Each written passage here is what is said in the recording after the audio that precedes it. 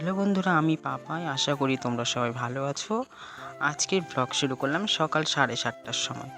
আর সকালবেলায় বৃষ্টি হচ্ছিল। গত 4-5 দিন ধরে যা রোদ ছিল কি বলবো। আর আসলাম ভিডিওটা নিয়ে চা গাছের জন্য। চা পাতা গাছে এত গোড়া শুকিয়ে গিয়েছিল, যেহেতু 5-6 দিন থেকে কোনো বৃষ্টি হয়নি, সেই জন্য চাপাতি গাছের গোড়া কিন্তু একদম শুকিয়ে গেছিলো। আর যেহেতু বৃষ্টি হয়ে গেছে, সেই জন্য আমাদের আর জল দিতে হবে না, না হলে কিন্তু আজকে আমাদের চাপাতি গাছে জল দিতে হতো। আর বৃষ্টি হয়ে গেছে মানে চাষিদের অনেকটা কাজ এগিয়ে গেছে।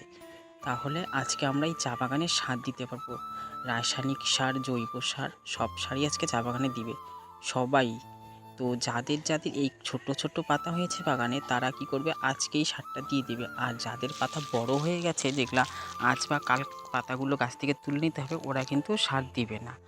আর এই যে গাছগুলো দেখতে পাচ্ছ, এগুলোতে কিন্তু আজকে সার দিতে হবে, যেহেতু পাতাগুলো একদম ছোট ছোট। আর কিছু কিছু পাতা দেখতে পাচ্ছ তোমরা, পোকা কিন্তু খেয়ে নিয়েছে, সেই জন্য আবার ওষুধ স্প্রে করতে হবে। আর চা বাগানের পিছনে যে কতটা খাটনি হয়, সেই সব কিছু কিন্তু আমি তোমাদের দেখাই না, শুধু চা পাতাটাই দেখাই আর মুখে বলে দিই। তোমরা যদি আমার এই ভিডিওটাতে অনেক ভালোবাসা দাও, তাহলে আমি পরের ভিডিওতে নিয়ে আসবো যে চা বাগানের পিছনে কতটা খাটনি হয় আর আমি চা বাগানে কী কী কাজ করি।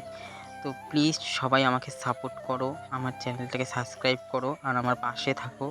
অনেক কষ্ট করে ভিডিও বানাই শুধু তোমাদের জন্য, তোমরা এত ভালোবাসা দাও আমার চা বাগানের ভিডিওগুলোতে, সেই জন্য আমি আবার চা বাগানের ভিডিও নিয়ে আসলাম।